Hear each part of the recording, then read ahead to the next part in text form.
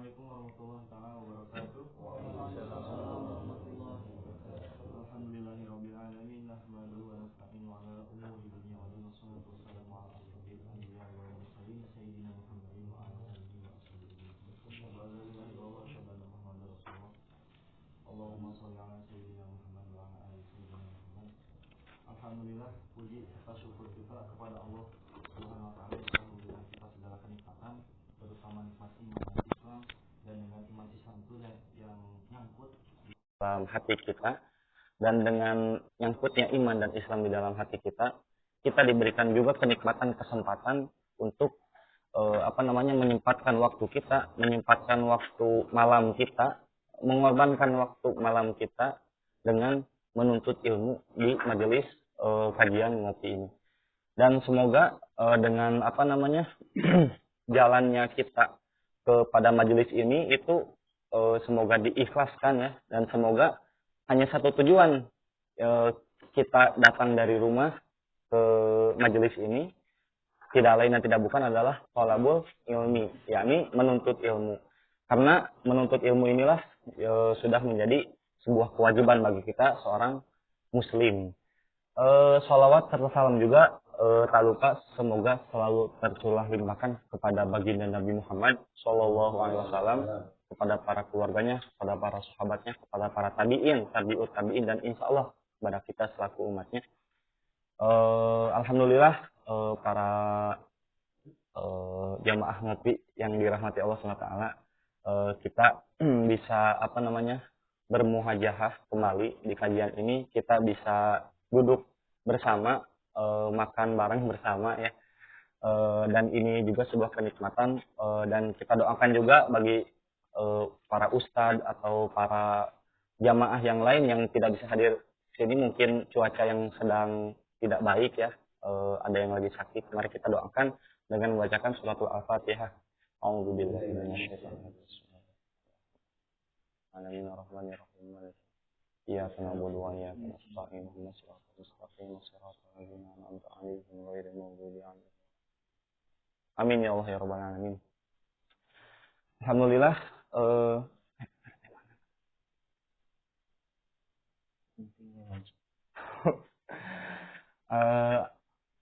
kita buka dulu kajian kita dengan bacaan basmalah bersama-sama. Bismillahirrahmanirrahim. Dan kita lanjut pada acara kedua, yakni pembacaan ayat suci Al-Quran yang akan dibacakan oleh Akhuna Indra. Kepada Akhuna Indra, waktu dan tempat kami persilahkan. Akhuna Ustad.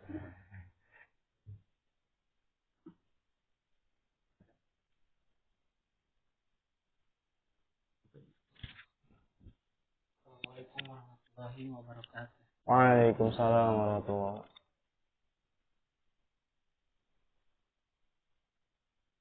أعوذ بالله من الشيطان الرجيم. بسم الله الرحمن الرحيم. تبارك الذي بيده الملك وهو على كل شيء قدير. الذي خلق الموت والحياة ليبلوكم أيكم أحسن عملا وهو العزيز الغفور. الذي خلق 7 سماوات طباقا ما ترى في خلق الرحمن من تفاوت وارجع البصر هل ترى من فطور ثم ارجع البصر كرتين ينقلب إليك البصر خاسئا وهو حسير.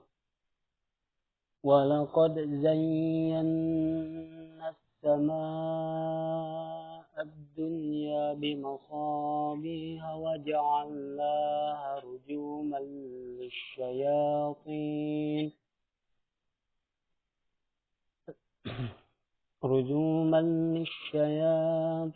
وأعتدنا لهم عذاب السعير.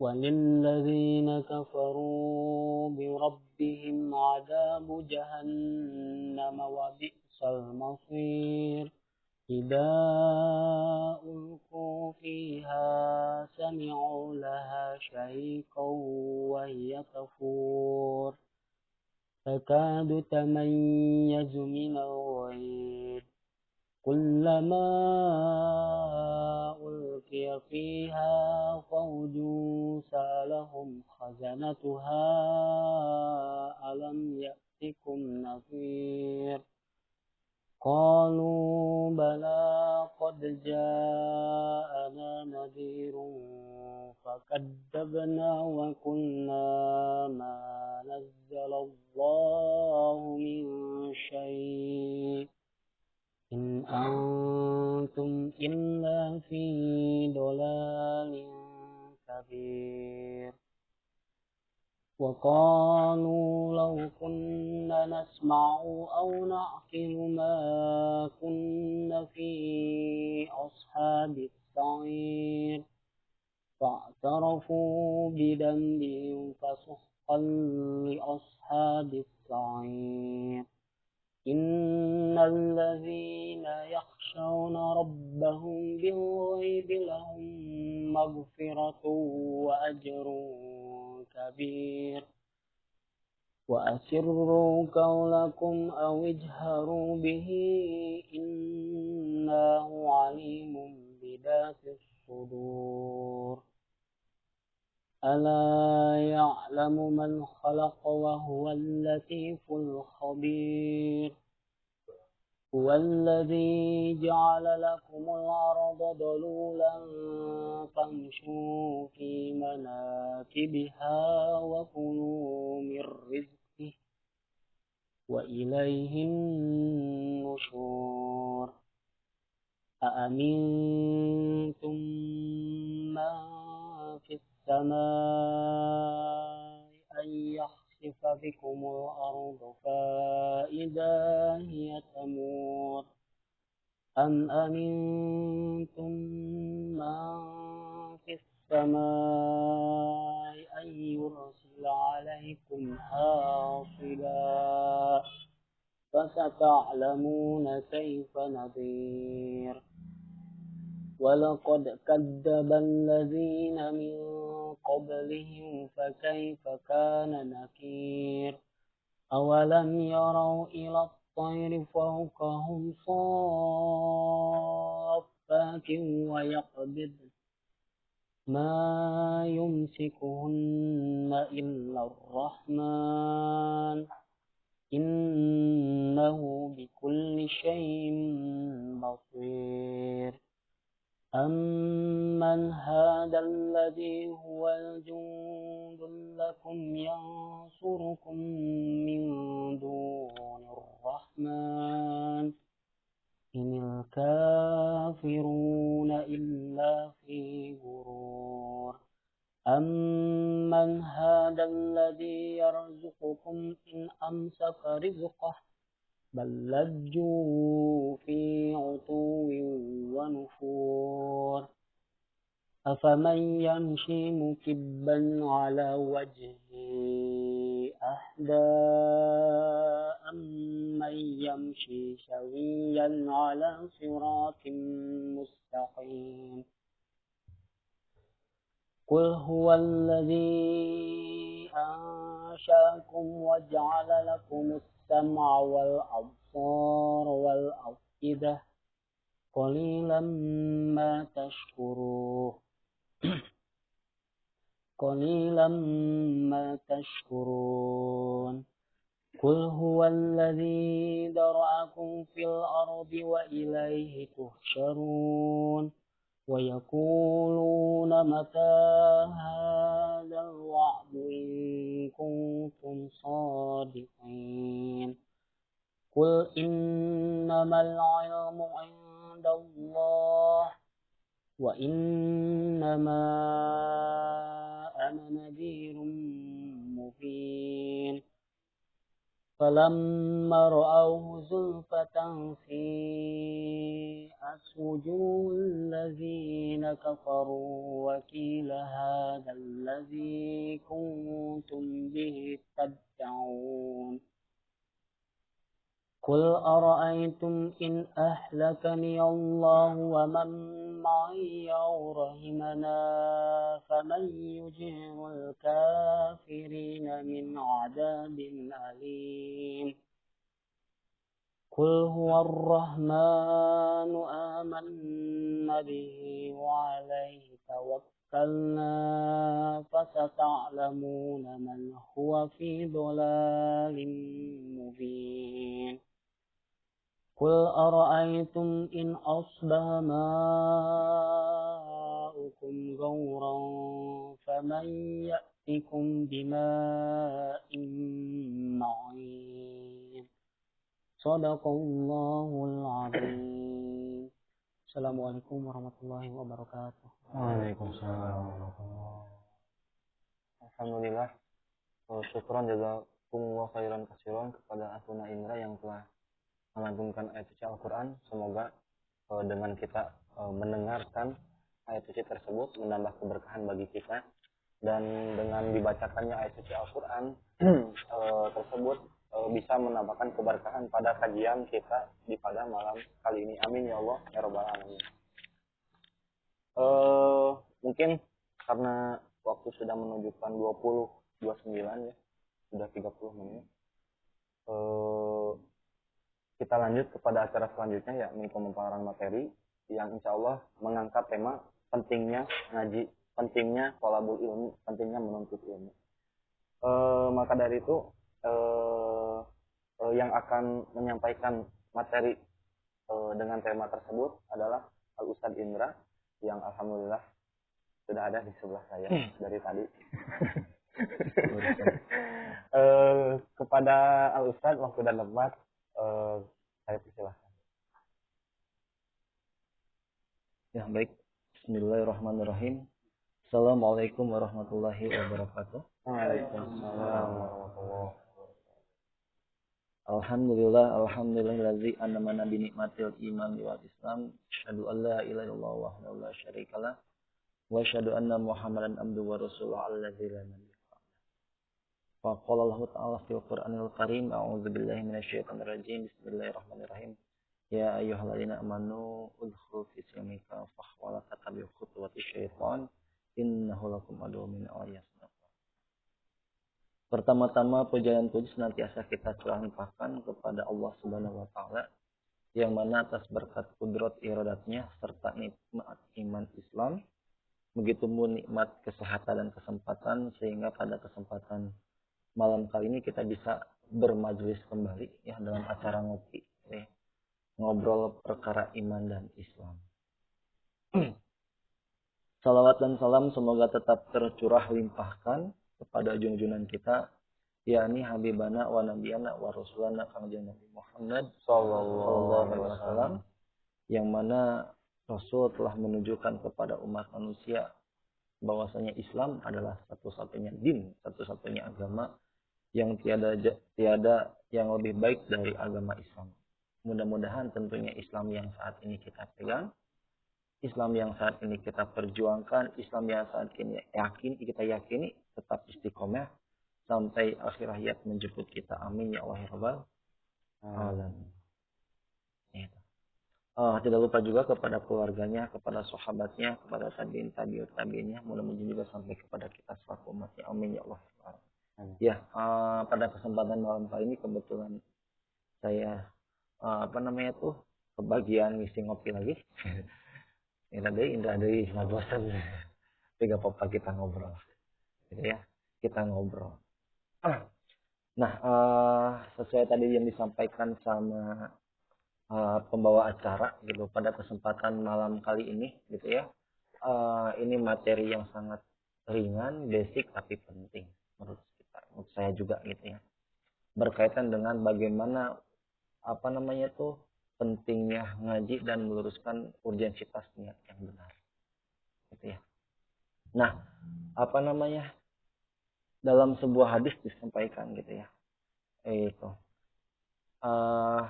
Man salaka tariqan yaltamisu fihi ilman, gitu ya. Barang siapa yang menempuh jalan gitu ya dalam mencari ilmu, gitu ya, sahalallahu tariqan ilal jannah. Maka apa? Maka akan Allah mudahkan baginya jalan menuju surga. Gitu. Itu salah satu hadis sebetulnya berkaitan dengan motivasi kita untuk pentingnya mencari ilmu. Nanti saya akan paparkan beberapa hal dari materi malam ini. Apa namanya itu yang menjadi dasar-dasar kenapa kita pentingnya juga mencari ilmu. Kita pentingnya mengaji.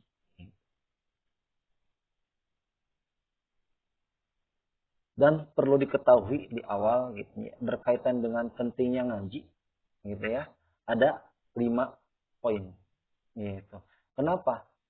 Kadang-kadang kan seseorang itu ketika misalkan mau melakukan sesuatu tergantung apa sih motivasinya yang mendorong kan ya gitu ya. Termasuk ketika misalkan yang udah menikah juga pasti kan punya dasar apa yang mendorong dia harus menikah, sehingga semangat gitu ya, mau mencari mengumpulkan buat nikahnya itu semangat gitu ya, mencari ilmu juga semangat gitu ya, termasuk banyak hal semangat. Kenapa? Karena ada motivasi gitu ya, ada motivasi. Maka motivasi ini hal yang sangat penting, termasuk dalam hal-hal yang lain juga gitu ya, termasuk ketika misalkan kita bekerja ada keinginan untuk pengen umroh, pengen naik haji, itu kan sebuah motivasi gitu ya. Sehingga apa? Sehingga bagaimana dengan perantara bekerja tuh Allah mudahkan bisa melaksanakan itu semua. Beda, rasanya beda daripada isinya tidak punya motivasi gitu ya. Maka apa, terlebih lagi dalam hal masalah akhirat. Makanya ada sebuah ada yang mengatakan ini hadis, ada pun yang mengatakan ini qaul ulama aja gitu ya. Man arada dunya fa alaihi bil ilmi. Barang siapa yang ingin mendapatkan dunia maka dengan ilmu gitu ya. Man arada akhirat fa alaihi bil ilmi. Gitu. Barang siapa yang ingin mendapatkan kebahagiaan akhirat itu juga dengan ilmu. Man aradahuma fa alaihi bil ilmi.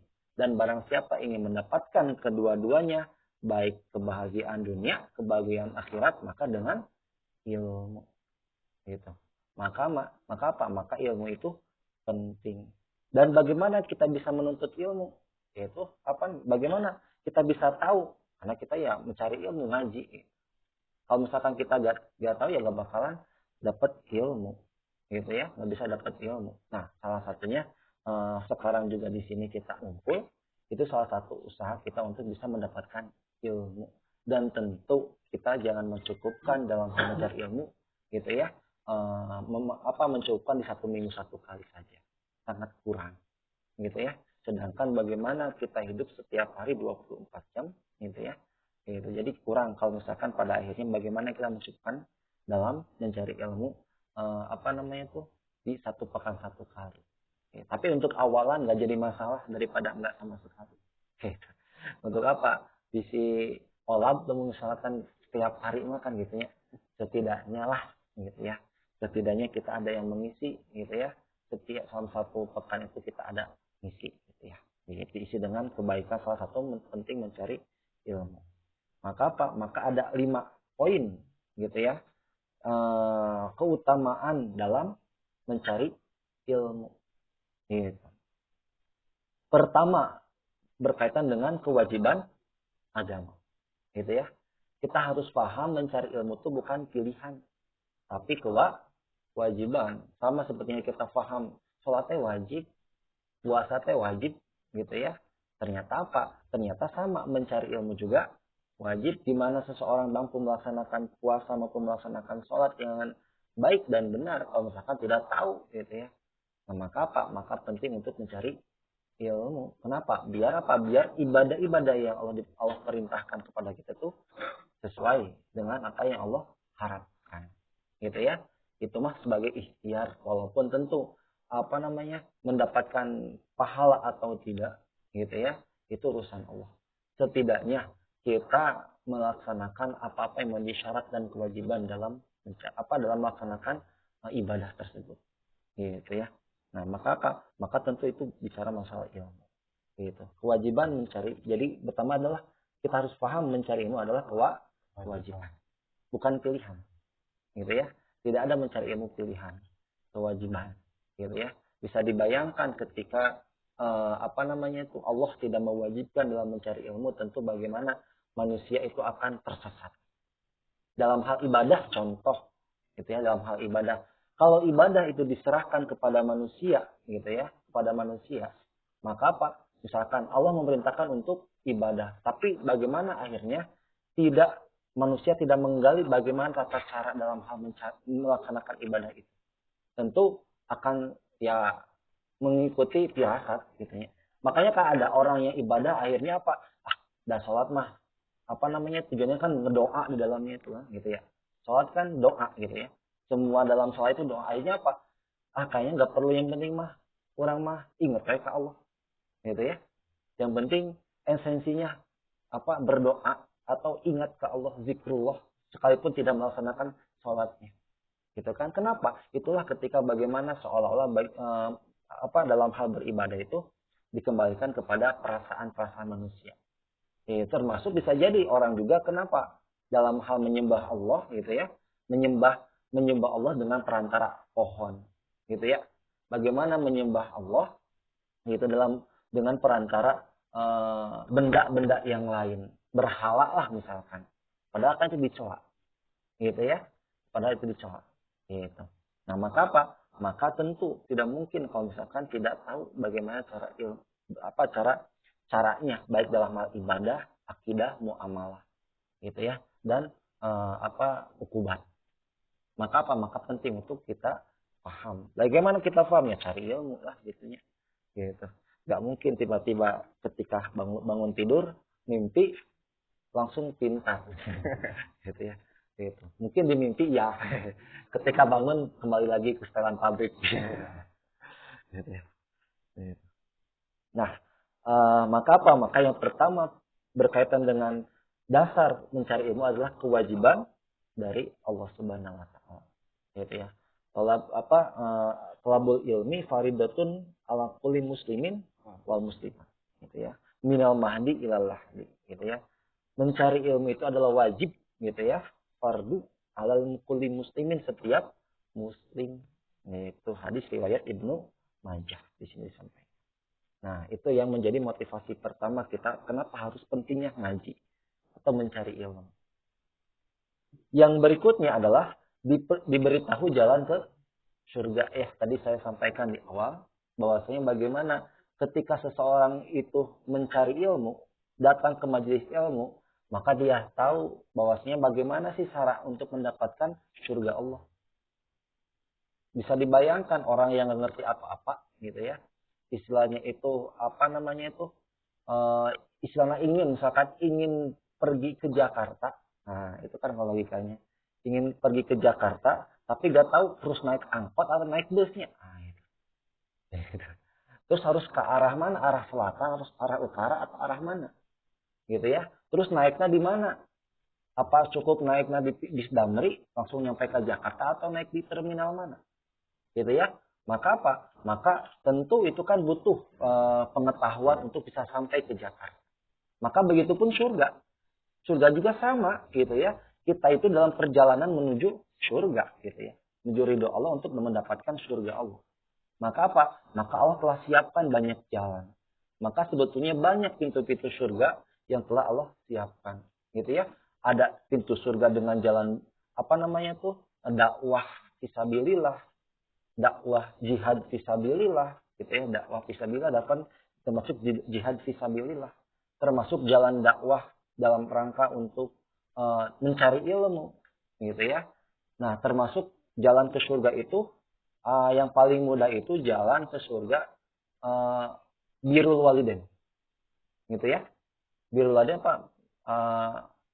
Berbakti kepada orang tua, gitu ya. Berbakti kepada orang tua juga itu bisa menjadi jalan ke surga. Emang ada contohnya sekalipun misalkan dia tidak pernah ikut jihad? Ada. Kisahnya ada. Siapa? Wais al-Qarni.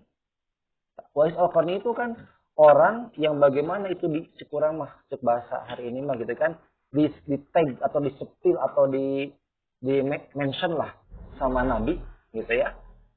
Ada seorang yang bagaimana seseorang itu yang sangat tidak terkenal di bumi, tapi terkenal di langit. Dia itu Wais Al-Qarni. Dan memang orang tuh pada gatal karena sakit tidak terkenal sekarang. Kenapa? Karena kehidupannya terlihat biasa-biasa saja. Gitu ya. Bahkan Wais Al-Qarni itu kan, kalau dilihat di kisahnya itu, dia hidup di masa siapa? Masa sahabat atau masa tabi'in atau masa nabi? Masa nabi. Gitu ya. Wais Al-Qarni itu hidup di masa nabi. Tapi belum pernah ketemu nabi. Maka dia bukan sahabat nabi. Tapi bukan sahabat nabi. Tapi istilahnya diistimewakan. Disebutkan khusus oleh nabi. Bahkan bagaimana Umar pun ingin ketemu dengan yang namanya Wais Al-Qarni. Kenapa? Karena dialah orang yang nanti itu sekalipun tidak terkenal di bumi. Tapi terkenal di langit. Emang penasaran apa sih yang dilakukan Wais Al-Qarni? Yang paling istimewa adalah bagaimana berbakti kepada orang tua. Gitu ya. Berbakti kepada orang tua. Ternyata dikisahkan orang tuanya itu udah gak bisa ngapa-ngapain. Ya. Gitu ya. Orang tuanya itu butuh didampingi. Sehingga nikah pun sempet gitu. Gitu ya. Mencari nafkah pun, aduh takut ketika ditinggalkan mencari nafkah. Bagaimana orang tua nanti gak bakalan keurus segala macam. Gitu ya. Maka apa? Maka bagaimana itu kan luar biasa. Kan idealnya seperti ini gitu ya. Berbakti kepada orang tua itu jalan ke surga ketika orang tuanya sehat. Gitu ya. Enak ya. Gitu ya. Ketika orang tuanya tuh mengertilah keadaan anaknya. Enak gitu ya. Begitupun ketika orang tuanya itu secara ekonominya juga cukup. Dalam artian nggak perlu misalkan anaknya pun bukan bertanggung jawab. Sekalipun tidak memberikan istilahnya tuh biaya hidupnya juga udah ada, punya tabungan. Enak kan? Cuman kan tidak semua itu gitu. Kenyataan kadang-kadang tidak seperti itu. Gitu ya. Nah, coba kalau misalkan kadang-kadang orang tua itu ayah pikah sebelum anak gitu. Cuman kan kadang-kadang sekalipun pikah sebelum tapi dalam hal kewajiban taat itu tetap ada gitu. Sepikah sebelum kasar misalkan kita melihat ada apa di sikap orang tua tuh kenapa sih misalkan ya kadang-kadang ya kalau orang tua tuh kadang ada seperti itunya gitu. Mungkin kalau orang tuanya ngerti agama segala macam selesai. Cuman kan kita juga tidak berangkat dari orang tua yang lahir dari para kiai, ulama segala macam gitu ya. Nah, itu ya. Terlebih lagi misalkan banyak hal lah mungkin barangkali yang menuntut anaknya segala macam. Gitu ya. Nah, maka apa? Maka di sana letak bagaimana ujian seorang anak untuk tetap taat kepada orang tua. Gitu ya. Kenapa? Karena bagaimana di sana itu adalah pintu surga. Selama bagaimana tidak mengajarkan atau tidak memerintahkan kepada kemaksiatan. Gitu ya. Kita harus ikut gitu ya. Tidak kemaksiatan kita harus ikut. Gitu. Nah, tapi beda cerita kalau misalkan orang tua kita lagi ngaji gitu ya. Disuruh berhenti. Gitu ya. Ngapain lah ngaji nggak bisa demi waktu. Nah, itu kan kita satu sisi bagaimana tentu harus menyampaikan kepada orang tua gitu ya dan menyampaikan kewajiban ngaji gitu ya. Kewajiban ngaji. Satu sisi kita juga menyampaikan itu dengan cara yang baik. Karena orang tua bukan orang lain gitu ya. Gitu gak bisa kita nyampein dengan nada keras gitu. Maka kita sampaikan. Gitu ya. Gitu. Nah, itu yang kedua. Dengan tadi hadis yang tadi ya, bahwasanya bagaimana tentu ingin mendapatkan surga itu, gitu ya. Maka kita harus tempuh dengan cara mencari ilmu salah satu. Sehingga kita tahu ternyata banyak jalannya ke surga gitu ya. Gitu ya, banyak jalan ke surga ya betul. Kenyataannya memang banyak jalan ke surga. Gitu. Tapi kita bisa tahu seperti itu karena tahu gitu ya. Karena kita ngaji. Gitu. Termasuk kan beberapa ulama berkaitan dengan ketika kita menempuh jalan menuju surga atau kita menempuh jalan mencari ilmu dan itu memudahkan jalan ke surga itu ada dua hal gitu ya penjelasannya itu. Yang pertama itu berkaitan dengan bahwasanya tentu ketika bagaimana kita sering bermajelis kita akan paham ilmu agama. Ya, kita akan mengetahui mana yang halal, mana yang haram, betul gak? Kalau misalkan tidak cari ilmu mau apa? Mau padahal mah justru itu hal yang diharamkan. Gitu ya. itu apa banyak gitu ya, banyak contohnya lah gitu ya. Berenang istilahnya tuh yang sederhana misalkan ya, misalkan ada misalkan barang orang gitu ya, mual dosa meureun padahal kayak bakal dibalikeun deui gitu ya. Itu kan sebetulnya dalam istilah agama kan gosok. Iya, itu hal yang sepele gitu ya. Hal sepele gitu. Hal yang sepele kayak bakal dibalikeun deui da gitu ya. Cuman nginjin teh izin. Maka itu kan termasuk dalam kategori mencuri gitu ya. Sekalipun dibalikin lagi. Dosa berarti gitu. Dosa. Maka penting untuk kita tahu itu hal yang sepele. Gitu ya. Begitupun sebaliknya, apalagi hal yang lebih besar gitu ya. Hal yang lebih besar apa? Misalkan dalam hal bagaimana hari ini gitu ya. Seolah-olah bagaimana berkaitan dengan hukum Allah yang hari ini tidak diterapkan itu gitu ya. Itu dianggap biasa-biasa saja. Gitu ya. Padahal apa? Padahal bagaimana ancaman Allah, tuntutan Allah dalam Al-Quran berkaitan dengan pentingnya menegakkan hukum Allah. Akhirnya karena kita gatu kan wae gitu ya. Dan sepugu zamana geus kieu, kira kok arek memaksakeun nerapkeun hukum Allah. Nah, kan ada bahasa itu menunjukkan dia gak paham. Menunjukkan gak paham. Setidaknya ya udah kita mah atau kalaupun tidak bisa berkomentar baik mendingan diam. Mending diam kenapa? Karena itu bagian dari bagaimana sebetulnya kewajiban yang perlu dilaksanakan sekalipun belum terlaksana. Gitu. Karena penting. Bicara masalah kewajiban banyak. Baik hablum minallah, hablum minan nafs, hablum minan nas. Hablum minallah mudah kita lakukan sekalipun banyak yang meninggalkan. Nah itu ya, contoh misalkan sholat Jumat wajib. Tapi kadang-kadang misalkan di jalan mah masih supir angkotnya masih nyetir gitu ya. Gojek masih narik gitu ya. Aduh gitu ya. Itu padahal mati menunjukkan sangat murah nilai keimanan mereka. Mungkin ketika narik angkot kan dapat 30.000, berarti apa? Bisa dinilai bagaimana keimanan dia itu 30.000 gitu ya. Meninggalkan sholat Jumat hanya mendapatkan 30.000. Sangat murah. Sangat murah. Itu kan sangat murah. Gitu. Nah, maka penting termasuk dalam hal hablum minanas dan hablum minanas khususnya yang bagaimana hari ini gak bisa dilaksanakan kalau misalkan tidak ada kekuasaan. Sama itu juga wajib. Gitu kan, jangan dikira tidak wajib, sama wajib. Sama itu wajib. Gitu ya, sama itu wajib. Maka ketika kita menemukan kewajiban, jangan dibenturkan atau pilih salah satu, semuanya wajib. Sekalipun belum bisa dilaksanakan, wajib, tetap statusnya wajib. Gitu ya, statusnya wajib. Sekalipun misalkan kalau nggak ada yang mau melaksanakan sholat itu tetap wajib. Sekalipun misalkan di kampung kita tidak ada yang tidak ada yang melaksanakan puasa, tetap puasa itu tidak berubah hukumnya wajib. Sekalipun hari ini misalkan hukum Allah tidak dilaksanakan, tetap statusnya wajib. Gitu ya, statusnya wajib. Gitu. Nah, nanti tinggal bagaimana kan menyikapi, makanya ngaji itu akan bisa kita tahu terus bagaimana dong gitu ya. Nah, nanti dalam hal mencari ilmu itu kita paham sehingga ada hal-hal yang akhirnya menjadi keringanan bagi orang-orang yang terpaksa tidak bisa melaksanakan salah satunya. Lihat bagaimana keterpaksanya seperti apa gitu ya. Itu keterpaksaannya. Gitu. Berikutnya, tentu ini akan diberikan sebuah pahala, gitu ya. Gitu. Selain dari kewajiban, yang kedua itu diberitahu jalan ke surga. Yang tadi saya lupa lagi, ada 2 poin berkaitan dengan jalan ke surga itu. Jadi berkaitan dengan akan dimudahkan pemahaman dengan syariat. Dan yang kedua itu, poin yang lain dari para ulama itu, tentu ini akan dimudahkan dalam menjalankan siratal mustaqim. Ada 2 makna, gitu ya.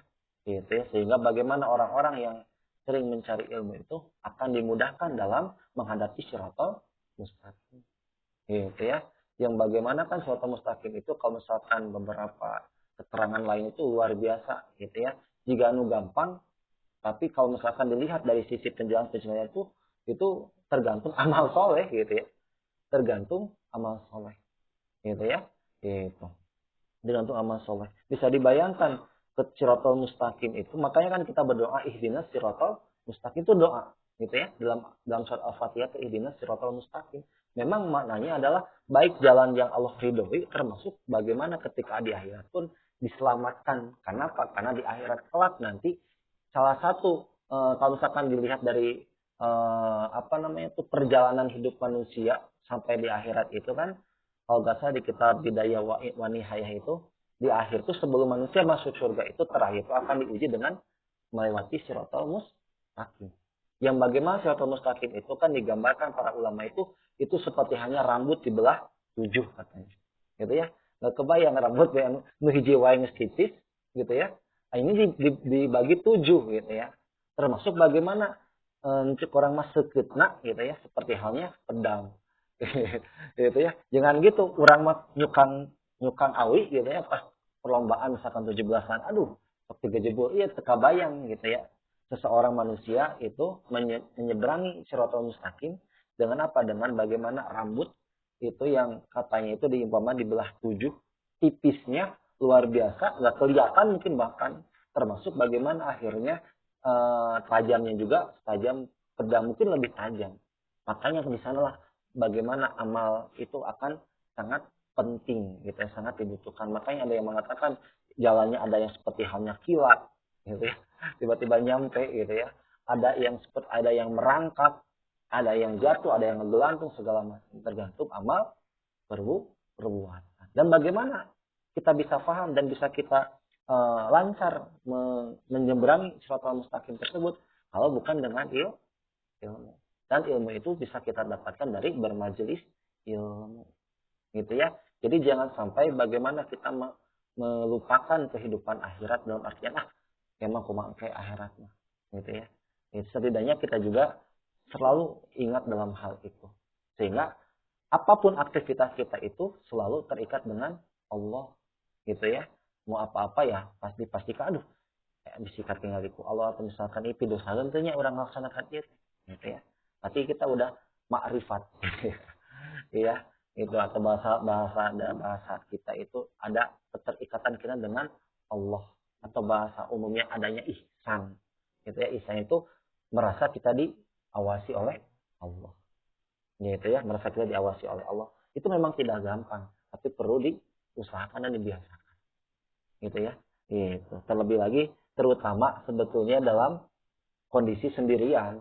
Tapi rame-rame mah insya Allah kejaga gitu ya. Gitu ya. Rame kejaga. Tapi kadang-kadang ketika sendirian itu luar biasa tuh gangguan setan itu gitu ya. Gitu ya. Gangguan setan itu luar biasa kalau dalam sendirian. Gitu ya. Bisa jadi ketika dalam hal berjamaah terlihat itu selalu menjaga hukum syara. Tapi ketika misalkan sendirian itu kan wadah meninggal ilah si eta ieu si itu ieu gitu ya. Nah, itu kan padahal berarti menunjukkan amalnya itu bukan untuk Allah, gitu ya, bukan karena Allah. Gitu. Itu yang kedua ya. Tadi yang ketiga itu diberikan pahala, gitu ya. Nah,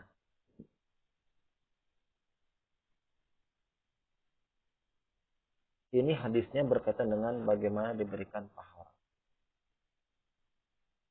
Dari Mu'adz bin Jabal berkata, tuntutlah ilmu, belajarlah Islam, karena mempelajarinya adalah suatu kebaikan untukmu. Mencari ilmu adalah suatu ibadah. Saling mengingatkan akan ilmu adalah tasbih. Membahas suatu ilmu adalah jihad. Mengajarkan ilmu pada orang yang tidak mengetahuinya adalah sedekah. Mencurahkan tenaga untuk belajar dari ahlinya adalah suatu kurban atau kurbah. Atau mendekatkan diri kepada Allah Subhanahu wa Ta'ala. Nah, adapun hadis yang lain gitu ya. Dari Wasid bin Al-Aqsa radhiyallahu anhu berkata Rasulullah SAW, "Man talaba ilma fa adrakahu kataballahu lahu kiflaini minal ajri. Wa man talaba ilman fa lam yadrikuhu kataballahu lahu kiflan minal ajri." Barang siapa menuntut ilmu dan mendapatkannya, maka Allah mencatat baginya 2 pahala. Neangan ilmu, menang ilmuna, gitu kan? Menang 2 pahala. Nah, begitupun dan barang siapa menuntut ilmu tetapi tidak mendapatkan ilmunya, maka dicatat dapat 1 pahala. Gitu ya. Kalah 1, kalah ragok 1. Jadi jangan samakan antara hitungan satu itu hitungan matematika yang ada di dunia gitu. Gitu ya. Itu tuh pahala itu tentu ukurannya ukuran Allah, bukan ukuran manusia. Kagok satuan, enggak misalkan juga dikasih pahalanya jutaan, dikasih 1 juta pahala enggak. Gitu ya. Tapi apa? Tapi ini hitungannya hitungan Allah, bukan hitungan manusia, matematika manusia, gitu ya. Contoh misalkan pahala itu bisa dikategorikan kebaikan juga. Contoh, kita diberikan kesehatan itu kebaikan. Gitu ya. Kita diberikan kesehatan kebaikan. Coba kalau misalkan dalam keadaan sakit, gitu ya. Walaupun sakit juga kebaikan, gitu ya. Tapi tentu punya keterbatasan ketika orangnya sehat sama orang yang sakit. Makanya kan ada hadis tadi disampaikan di Allah itu, Allah telah memberikan nikmat kepada kita yang sering dilupakan adalah nikmat kesehatan dan kesempatan. Kenapa? Kadang-kadang kalau misalkan kita tidak sehat, mau bisa nanawan gitu. Gitu ya. Sholat gak harusnya gitu kan. Mau termaksakan gitu kan. Da nuspuguh fisiknya kurang baik gitu ya. Begitupun kadang-kadang kalau gak luang waktu gitu ya. Susah juga. Aduh hayang ngaji mah. Cuma sibuk. Gitu. Hayang ngaji cuma aduh ayah acara itu iya gitu ya. Itu kan seperti itu biasanya. Makanya kan luar biasa ketika dalam diri kita itu kebetulan diberikan 2 hal. Sehatnya, waktu luangnya gitu ya. Maka apa? Maka itu adalah sebuah nikmat. Cara mensyukurinya apa? Tidak cukup dengan alhamdulillah, tapi laksanakan apa-apa ya kebaikan yang Allah perintah. Itu salah satu cara untuk bagaimana bersyukur kepada Allah. Gitu.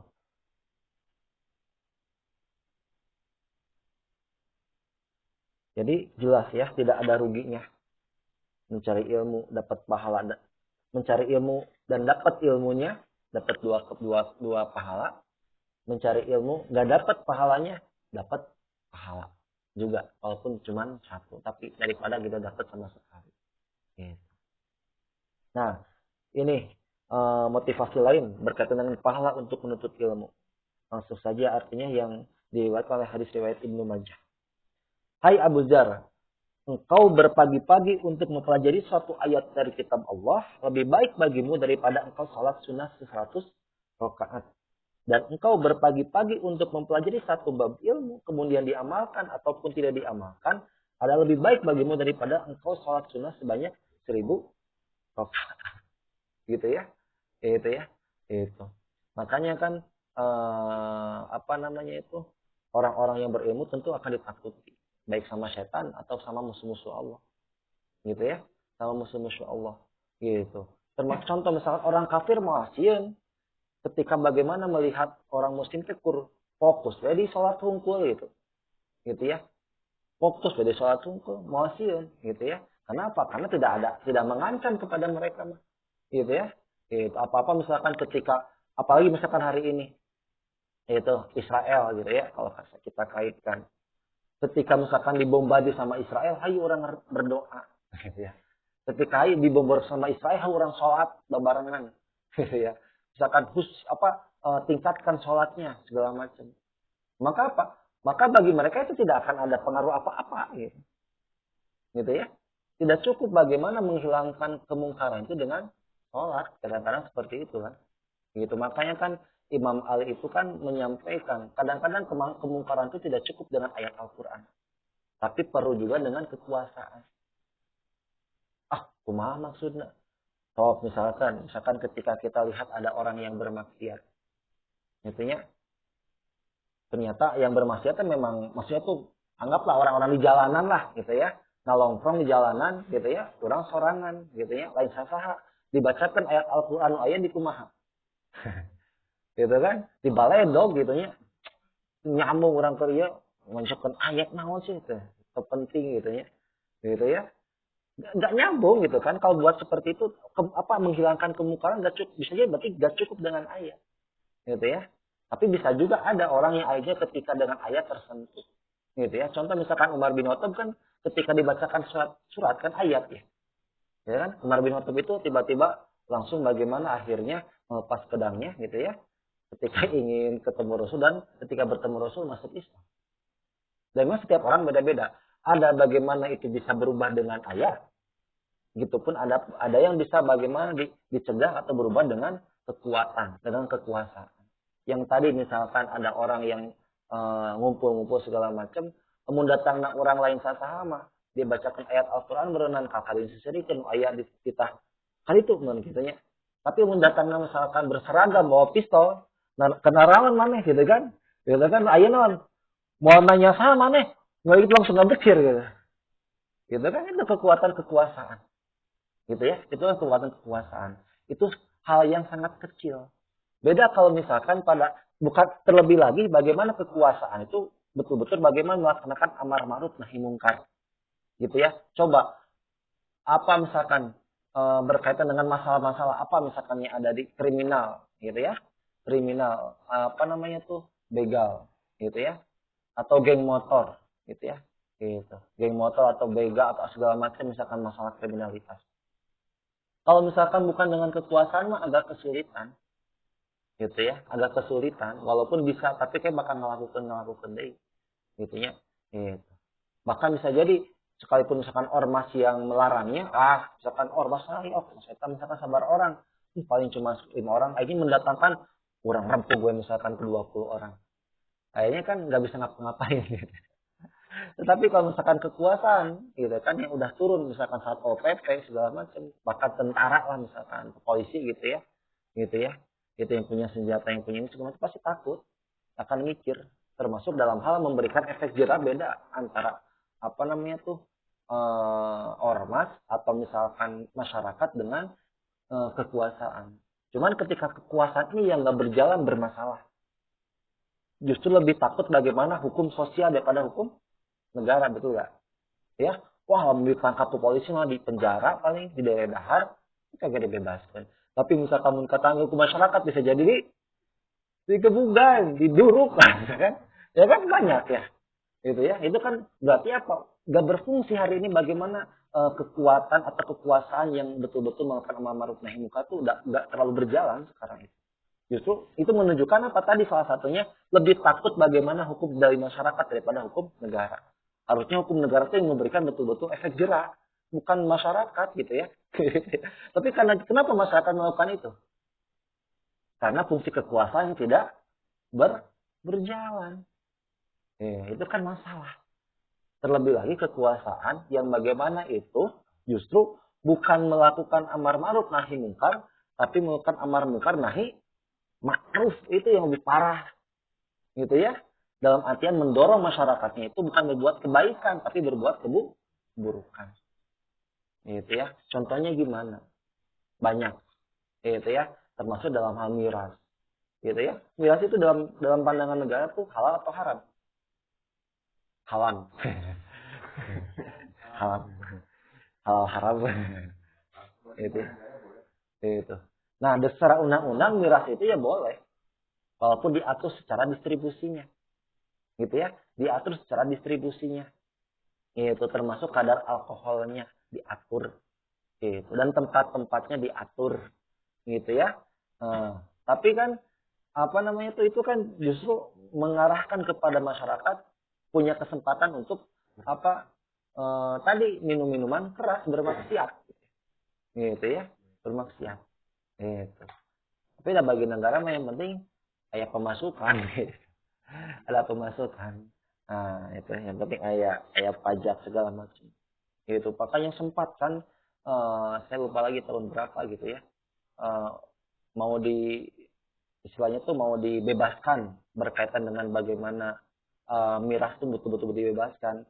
Cuman kan itu pas tahun berapa ada banyak penolakan di beberapa ormas itu karena itu tentu berbahaya. Kalau di Amerika sih jelas, ya di barat itu berkaitan dengan minuman keras itu halal lah gitu ya. Halal gitu ya. Gitu. Kenapa? Karena jelas itu bisa ekonomi bisa berputar. Negara juga bisa dapat banyak dapat pemasukan dan sempat juga kan itu mau diadopsi oleh negara karena dianggap bagaimana itu bisa memutarkan ekonomi di masyarakat. Gitu ya. Kalau misalkan kita lihat cara pandangnya manfaat, mungkin itu gitu ya. Daya manfaat, nggak peduli halal haram. Maka harusnya bagaimana dalam Islam itu dilihat adalah halal haram, halal atau haram nih. Kalau haram ya jelas gitu ya, nggak bisa dibolehkan lah gitu kan, apalagi menjadi kebijakan gitu. Dalam hal masalah apalagi misalkan riba gitu ya, lain sebagainya itu kan, bagaimana hari muncul bank-bank konvensional yang itu kan legal gitu ya, yang itu legal gitu, yang bagaimana akhirnya kan luar biasa gitu ya. Mau gak mau kadang-kadang masyarakat apa namanya itu ya bersandar juga gitu ya, bersandar juga, mengandalkan juga gitu kan kepada bank-bank tersebut, padahal jelas keharamannya dalam hal tadi gitu ya, muamalahnya.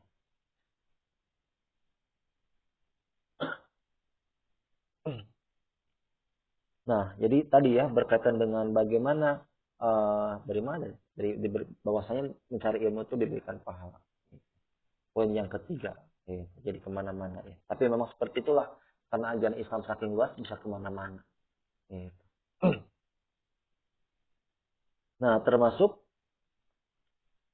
pahalanya juga sepertinya haji yang sempurna. Dari Abu Umamah radhiyallahu anhu, Nabi sallallahu alaihi wasallam bersabda, yang artinya siapa yang berangkat ke masjid yang ia inginkan hanyalah untuk belajar kebaikan atau mengajarkan kebaikan, ia akan mendapatkan pahala haji yang sempurna haji. Gitu ya, hadis riwayat Tabrani dalam Al-Mu'jam Al-Kabir. Yaitu termasuk bagaimana seperti berjihad di jalan Allah. Barang siapa yang memasuki masjid kami, yaitu Masjid Nabawi, dengan tujuan untuk mempelajari kebaikan atau mengajarkannya, dia ibarat seorang yang berjihad di jalan Allah. Kita hadis riwayat Ahmad, Ibnu Majah, Ibnu Hibban gitu. Nah, yang lain, Ali bin Abi Thalib radhiyallahu berkata, seorang alim mendapatkan ganjaran pahala yang lebih besar daripada orang yang melakukan puasa, sholat dan berjihad di jalan Allah gitu ya. Makanya kenapa salah satu Umar bin Khattab ditakuti sama setan, karena memang salah satu dengan ilmunya. Karena dengan ilmu itu adalah tentu dia itu bukan semakin sombong, tapi semakin takut sama Allah. Karena nanti itu bagaimana justru sebaliknya, ketika dia punya ilmu gitu ya, tapi malah semakin sombong sama Allah, maka apa? Maka dosanya juga, azabnya juga semakin berat gitu ya. Mas apa hukumnya apa, tapi tidak dilaksanakan, malah dikhianati, itu jelas dosanya. Itu. Nah, berikutnya poin yang keempat adalah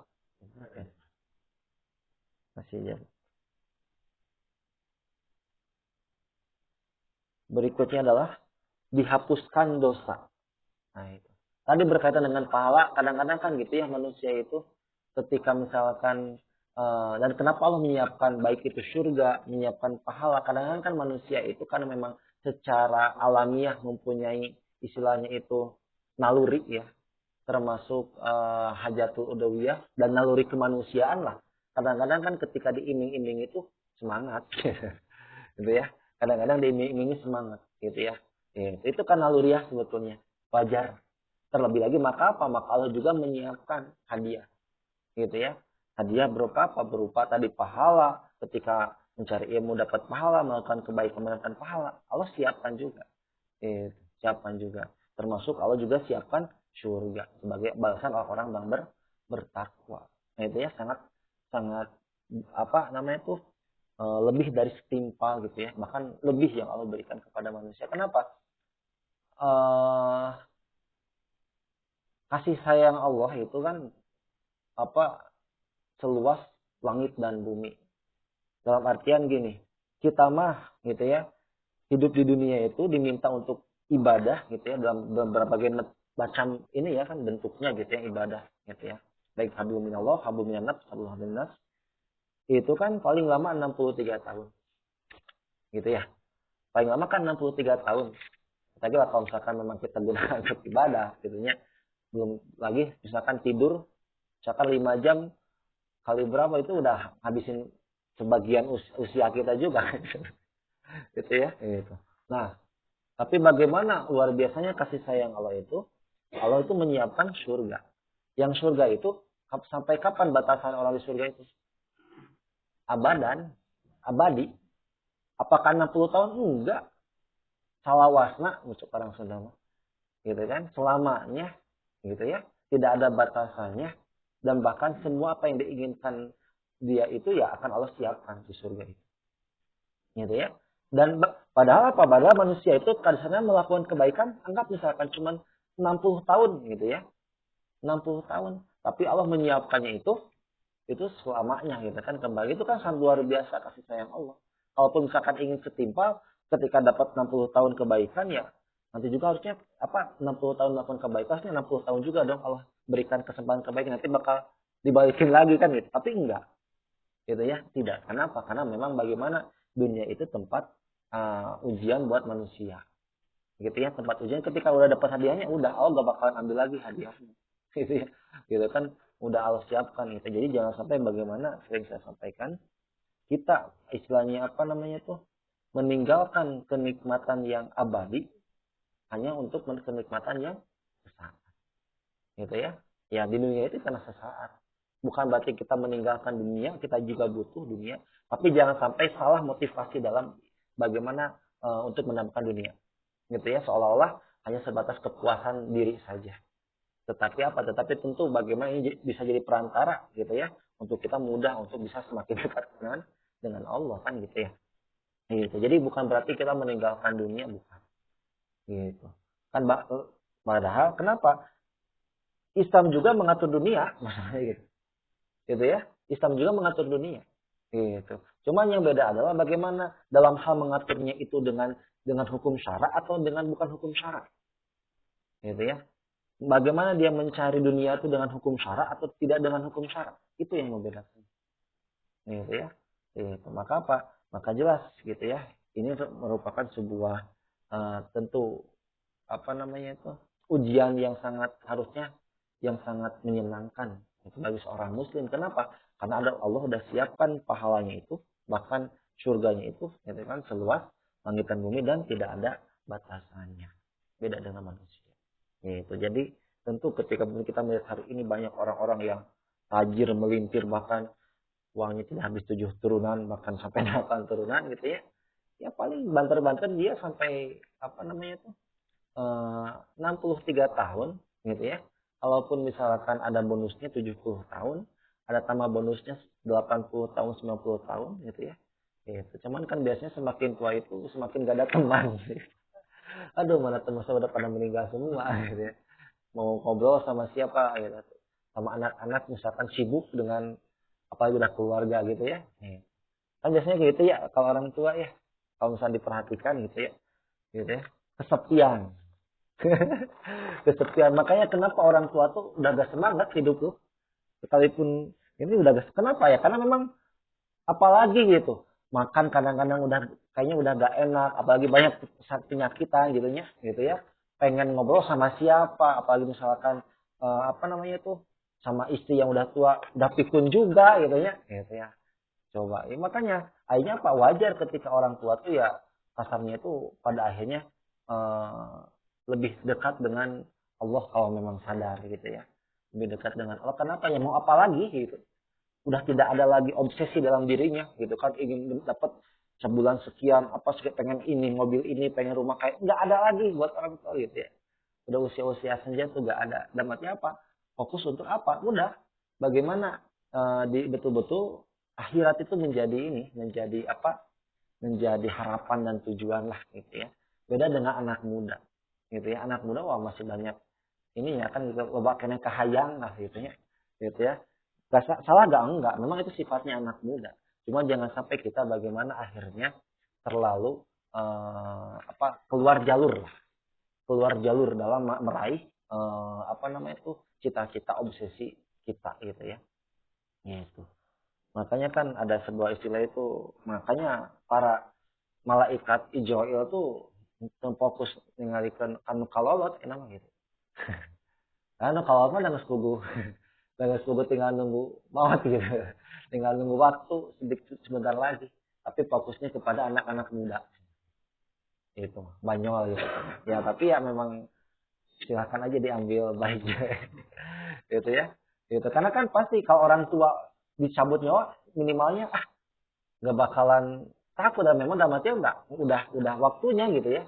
Udah usia, tapi kalau anak muda kan masih ada ketakutan, aduh, orang teh masih ngorap kira aku kudu geus maot gitu kan, walaupun ya mati mah kata Allah. gitu ya. Itu ketentuan Allah. Gitu. Cuma yang memang begitulah ketika usia-usia muda. Maka penting usia muda ketika digunakan untuk banyaknya kebaikan. Gitu ya, kebaikan.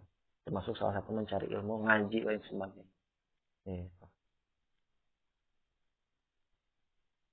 Dosa-dosa kecil akan diampuni nih. Ini juga salah satu keutamaan dalam hal mencari ilmu. Yang artinya itu Nabi SAW bersabda, siapa yang berpindah baik dengan berjalan kaki atau naik kendaraan untuk mempelajari ilmu, gitu ya, syariat atau agama, maka ia akan diampuni dosa-dosa kecilnya yang telah lalu sebelum ia akan melangkah dari tempatnya jika ia berniat karena Allah. Gitu ya. Itu ini ada dalam Babul Hadis bab pertama Imam As-Suyuti. Gitu ya. Makanya termasuk kan sebetulnya di beberapa keterangan lain itu berkaitan dengan orang yang sholat itu bisa menghapuskan dosa-dosa yang kecil. Gitu ya. Dosa-dosa yang kecil. Gitu. Bisa jadi dosa-dosa yang kita tidak sengaja. Termasuk mencari ilmu juga bisa menghapuskan dosa-dosa yang kecil juga. Dosa-dosa yang kecil bisa terhapuskan dengan mencari ilmu. Dan kadang termasuk, nah itu kan kita tahu itu karena kita cari ilmu gitu. Oh ternyata dengan ilmu teh bisa menghapuskan dosa. Dosa-dosa kecil. Ingat dosa-dosa kecil ya. Bukan dosa-dosa besar. Dosa-dosa kecil. Gitu ya. Kadang-kadang kan istilahnya itu banyak seolah-olah itu juga akan menghapuskan dosa-dosa besar dengan hanya sebatas sholat saja. Contoh misalkan dia berbuat zina, gitu ya, itu kan dosa besar. Membunuh itu dosa besar. Syirik, gitu ya, itu dosa besar itu, gitu ya. Itu dosa besar, gitu ya, itu dosa besar. Maka apa? Maka ini tidak termasuk dalam kategori. Tapi kadang-kadang, insya Allah mungkin kita itu terhindar dari hal-hal tersebut. Tapi kadang-kadang, gitu ya, bisa jadi kita melaksanakan dosa yang tidak terasa. Ya, gitu ya, tidak terasa misalkan, aduh teka haja ngomong ke batur, ya. Aduh teka haja misalkan ya tadi misalkan hal-hal yang lain lah, itu yang kita gak terasa. Ya, mudah-mudahan kita mencari ilmu bisa menghapuskan dosa, gitu ya, kita sholat bisa menghapuskan dosa, gitu. Jadi itu salah satu keutamaannya bisa menghapuskan dosa-dosa kecil, gitu ya. Termasuk apa? Dimintakan ampun oleh penghuni langit dan bumi. Gitu ya. Nah, dan sesungguhnya orang-orang yang berilmu benar-benar dimintakan ampun oleh penghuni langit dan bumi, bahkan oleh ikan-ikan yang berada dalam air memintakan ampun kepada orang-orang yang mencari ilmu. Nih, hadis riwayat Abu Daud, Imam Tirmizi, Ibnu Majah, Ahmad, Ad-Darimi, terus Ibnu Hibban, Al-Ihsan dan Al-Mawaridi. Gitu ya. Itu. Jadi apa? Jadi luar biasa banyak keutamaan orang yang mencari ilmu, gitu ya. Akan didoakan oleh siapa? Oleh penghuni langit dan bumi. Ya, kita bisa bayangkan penghuni langit bumi kan berapa banyak gitu kan. Ikan aja di laut ada berapa banyak gitu ya. Gitu. Dan yang terakhir gitu ya, itu akan diangkat derajat. Ya, orang-orang yang berilmu itu diangkat derajat. Allah gitu dalam surah Al-Mujadalah Allah berfirman, "Yarfa'illahu allazina amanu minkum wallazina utul ilman darajat." Allah akan meninggikan orang-orang yang beriman di antaramu dan orang-orang yang diberi ilmu pengetahuan beberapa derajat. Gitu ya. Makanya kan kadang-kadang kalau misalkan kita melihat salah satu ya, bisa kita lihat.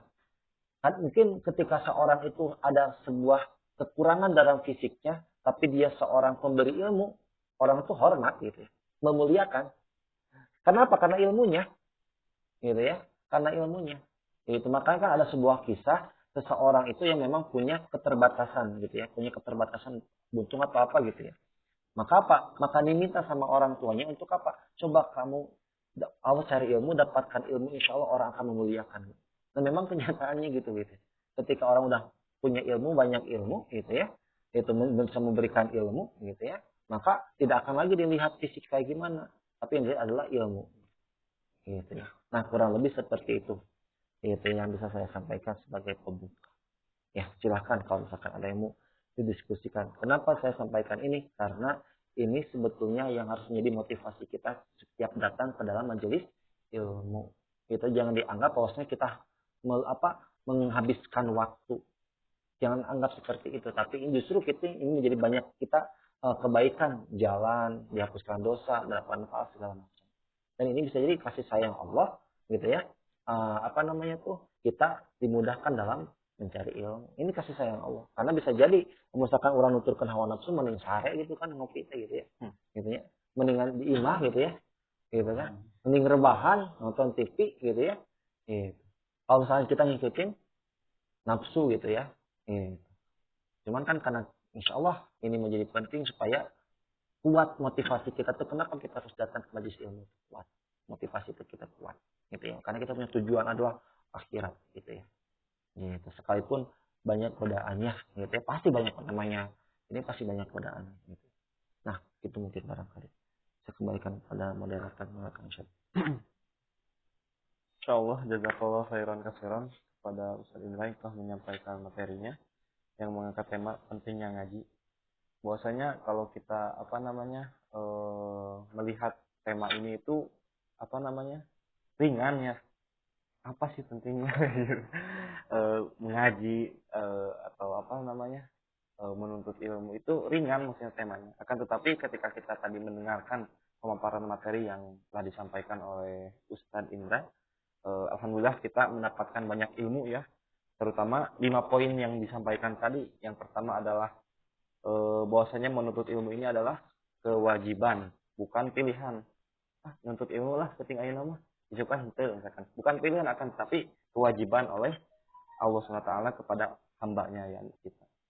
Dan yang kedua, poin kedua, diberitahu jalan ke surga. Bahwasanya orang yang menuntut ilmu itu akan diberikan jalan ke surga, akan dikasih tahu oleh ilmunya ke surga tadi. Nah, dan yang ketiga diberikan pahala tentunya. Banyak juga tadi disampaikan juga hadis barang siapa yang menuntut ilmu akan mendapat dan mendapatkannya dia mendapatkan 2 pahala. Ataupun ada juga orang yang hanya mendapatkan 1 pahala. Nah, kalau guru saya bilang itu yang dapat 1 pahala itu yang tidur.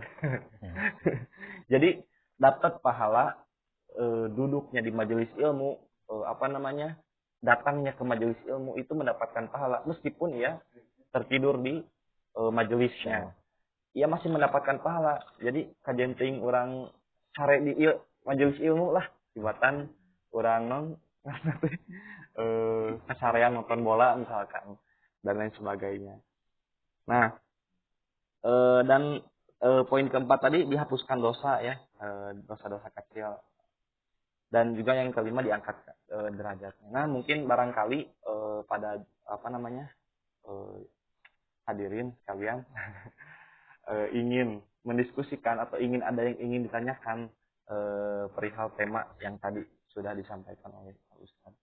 Mangga kepada para jamaah barangkali ada pertanyaan-pertanyaan yang itu masih mengganjal gitu, yang masih belum jelas tentang pentingnya mengaji, pentingnya menuntut ilmu. Mangga yang di luar mungkin sudah menyiapkan pertanyaan.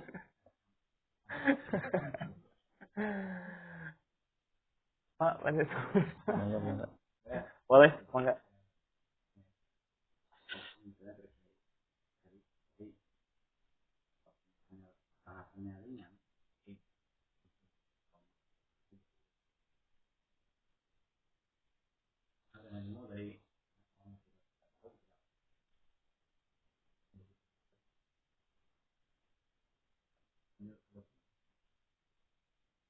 Tadi yang saya ketahui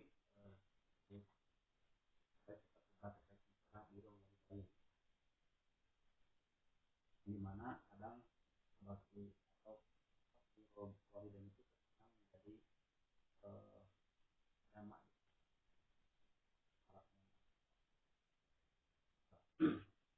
tadi sempat dari bahas ya, dan ada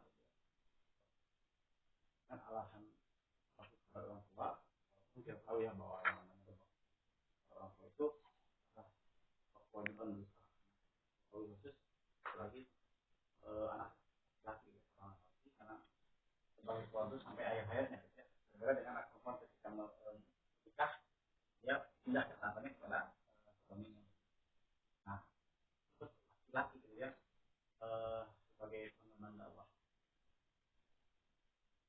kita yang laki-laki sudah matang, kadang ada yang suka alasan sama biro walidain orang tua ketika misalkan ada orang tua yang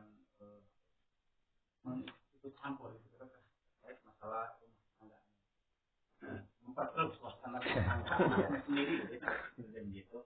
Bahkan sampai kawan saya bilang ketika orang tua misalkan menyuruh saya maka akan saya kayak saya sampai sebegitunya atas nama biro walidain gitu. Apakah pandangan seperti itu keliru atau tidak ketika pendapat kawan saya yang ketika misalkan orang saya misalkan saya kan kamu karena kewajiban seorang anak laki-laki itu tetap berbagi kepada orang tua sampai akhirnya apakah keliru atau tidak, lalu sebetulnya biro walidain itu seperti apa sih batasannya? Apakah ketika orang tua kita ikut dalam ranah tangga misalnya, maka biro walidain itu berlaku atau bahkan sampai ketika ada juga sebagai pengumuman dakwah itu atas nama biro walidain, saya akan desain dulu dari dakwah ini, saya ingin fokus bagi pada orang tua dulu. Apakah pemikirannya seperti itu keliru atau hanya untuk menghangatkan suasana? Iya, nggak tampung ditampung. Oh, ditampung. Kalau nggak ada langsung aja lah. Barangkali ada pertanyaan kedua. Kita tampung dulu pertanyaan pertama tadi dari Kang Usman. Mana? Ustadz Sirot, barangkali ada yang bertanya?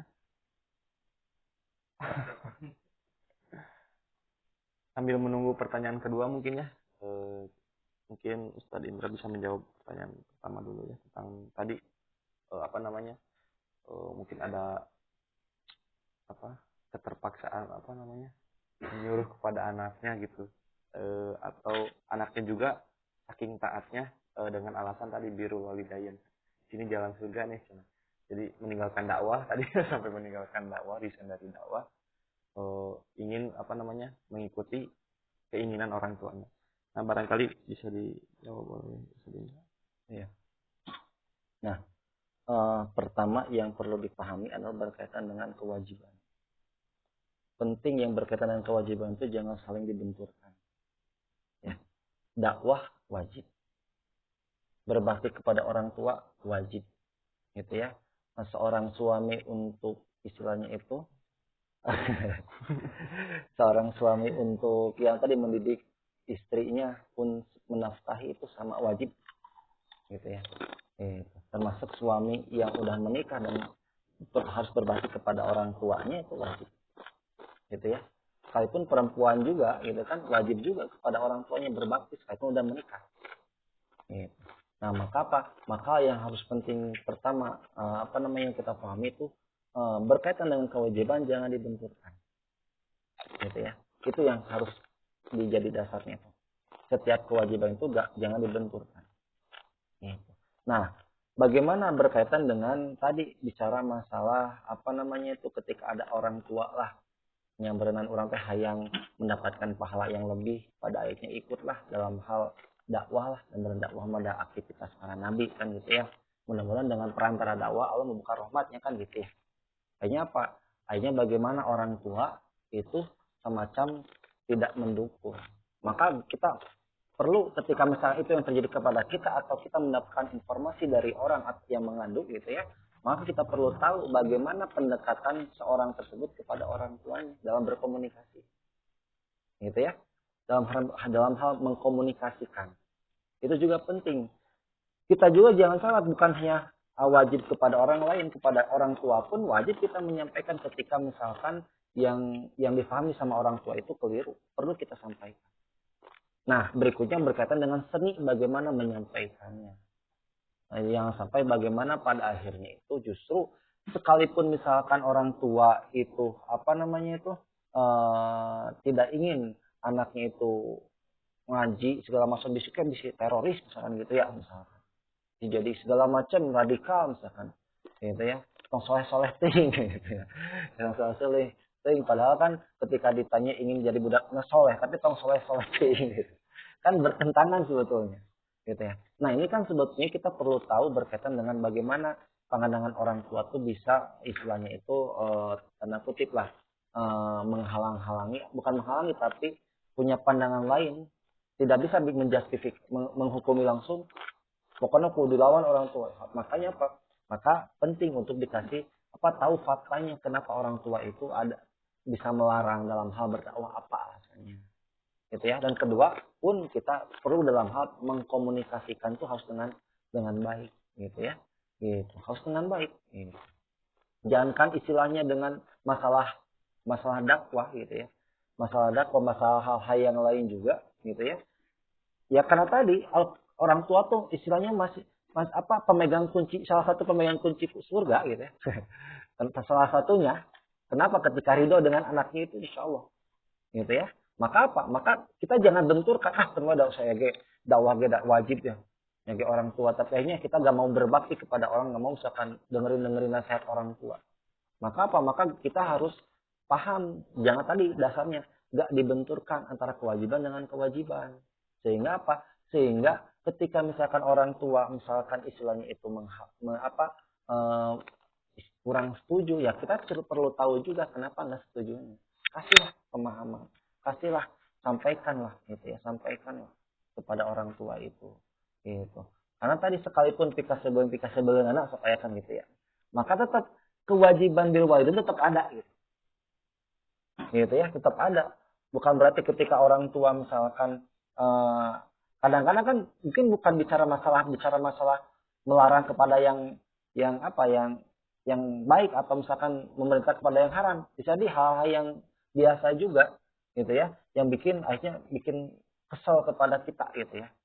Gitu ya, padahal kerariwuh gitu ya. Gitu, segala macam gitu. Tapi ya gimana lagi? Kita harus senantiasa bagaimana satu sisi tetap mengkomunikasikan, satu sisi jangan sampai bagaimana hati orang tua terluka dalam hal dan menyampaikan kebaikan itu. Gitu ya. Kenapa? Karena tadi sekalipun kita kurang suka dalam hal bagaimana sikap orang tua, tetap kita punya kewajiban kepada orang tua untuk birrul walidain. Untuk bicara tetap baik, bersikap tetap baik gitu ya. Itu apalagi masih muslim kan gitu ya. Gitu ya. Itu yang nggak muslim aja orang tuanya tetap wajib birrul walidain itu. Misalkan nih Ustaz Felix nih. Ustaz Felix itu kan dia muslim. Orang tuanya bukan muslim. Apakah bagaimana ketika dia tidak seorang muslim, pada akhirnya wajib untuk mencela orang tuanya karena bukan non muslim? Ketika misalkan diminta, tolonglah bantu anterin ke sana. Misalkan apa mikir? Gak apa-apa, gak usah diikutin, dia kan bukan Islam gitu ya. Nah, maka apa? Tetap itu dosa. Kenapa? Baik itu seorang muslim ataupun non muslim orang tua, tetap kewajiban itu tetap melekat. Gitu ya. Kecuali bagaimana pada akhirnya yang diminta itu ada sesuatu yang haram. Gitu ya. Minta untuk saking sayangnya orang tua kepada anak, gitu ya. Akhirnya minta anaknya itu misalkan beda agama, untuk bagi lagi ke Islam, ke Kristen misalkan. Nah, maka apa? Maka menyampaikan yang hak itu adalah kewajiban, menyampaikan dengan baik juga itu adalah kewajiban.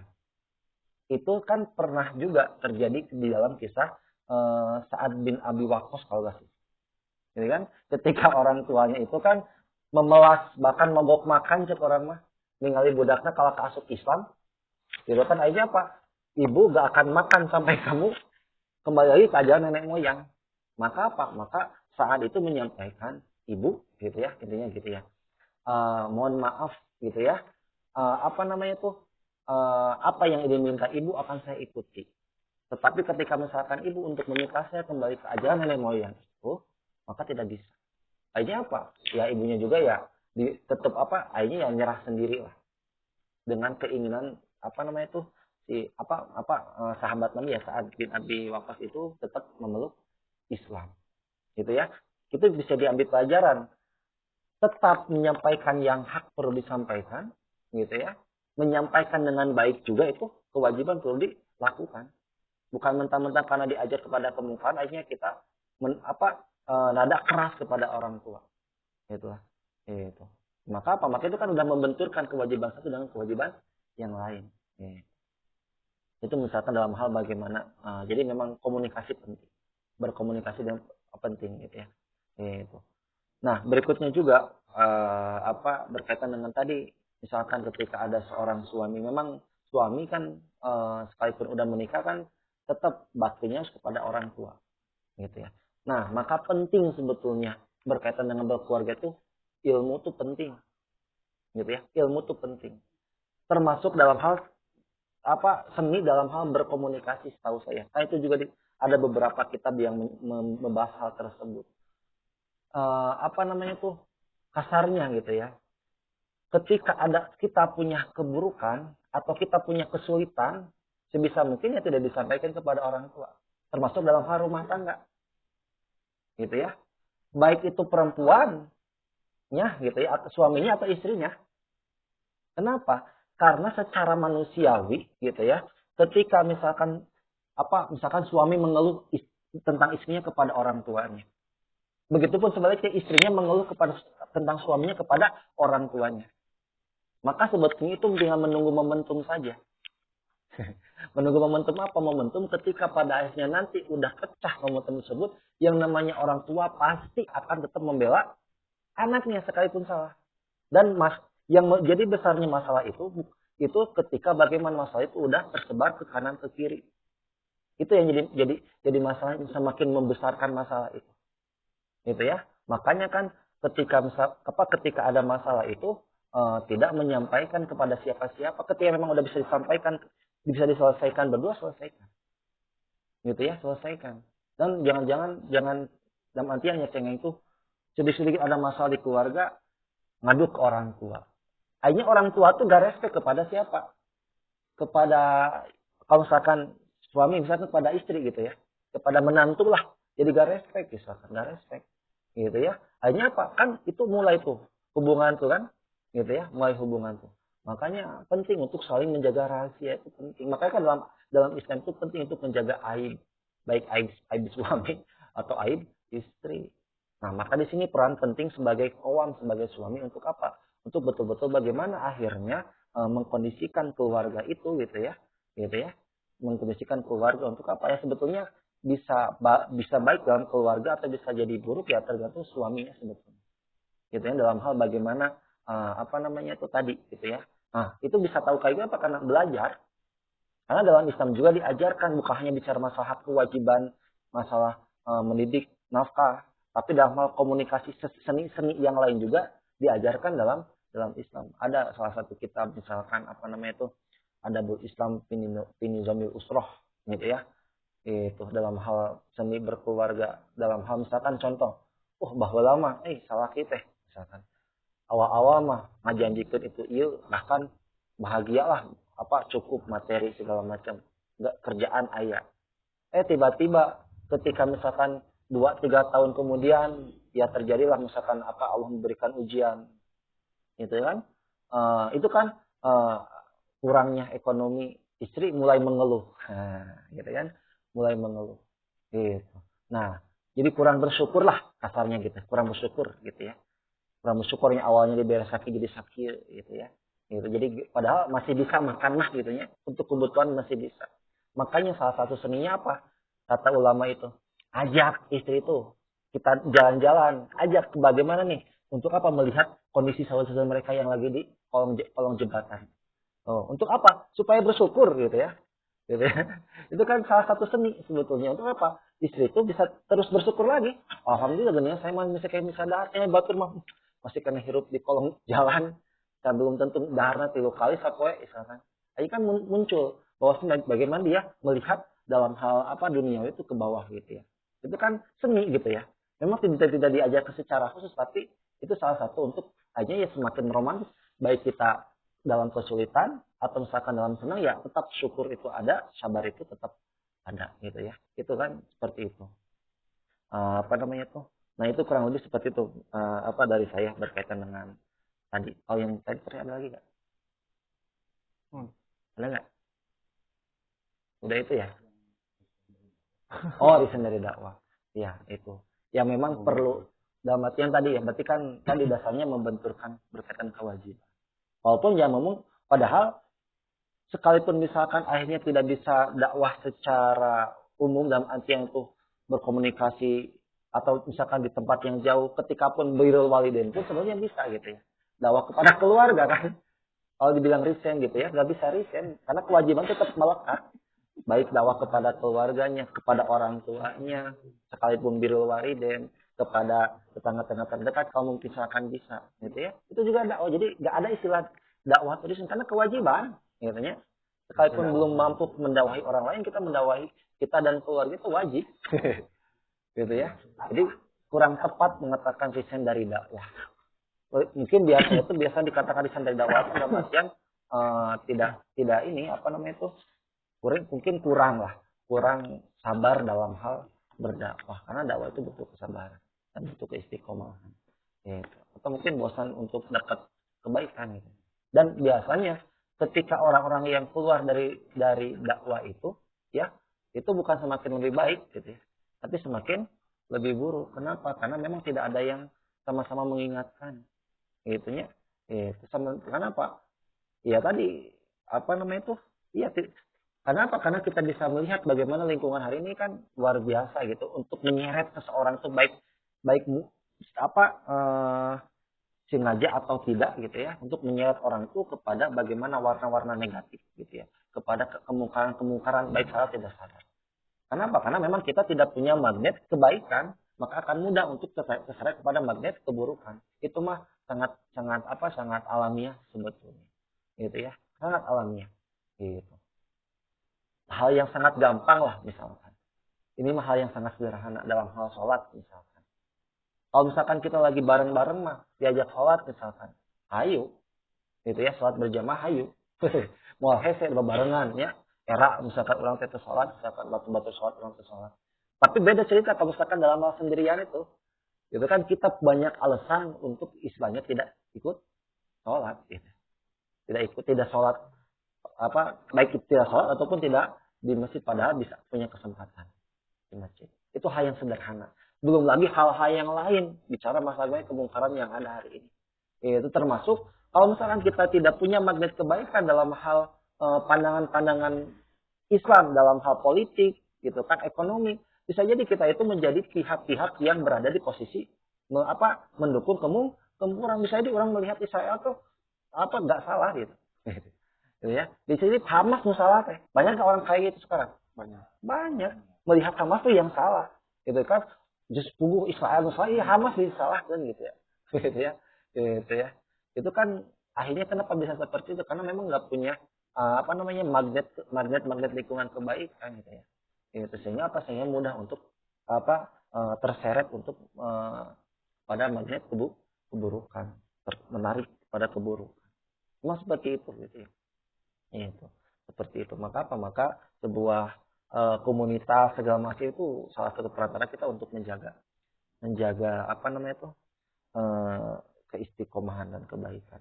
Ya kurang lebih seperti itulah karena memang panjang lebar ya, khawatir terlalu malam. Kurang lebih seperti itu Allah. Cukup kamu. Insya Allah ya, jauh sekali jawabannya. Yang lebar, tidak kesimpulannya banyak. Mungkin barangkali ada yang ingin menambahkan jawaban dari pertanyaan Kang Mufti. Ustadz Masun barangkali. Enggak, Ustadz Masun. Atau lanjut ke pertanyaan kedua, barangkali ada yang ingin bertanya lagi.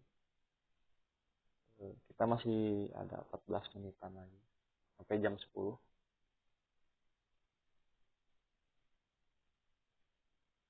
Jadi mau bertanya?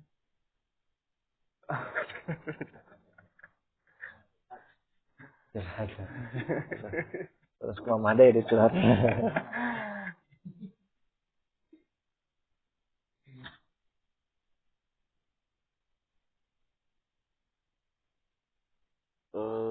Mungkin udah terlalu juga. Iya, udah. Alhamdulillah. Tidak mesti enggak 2 jam.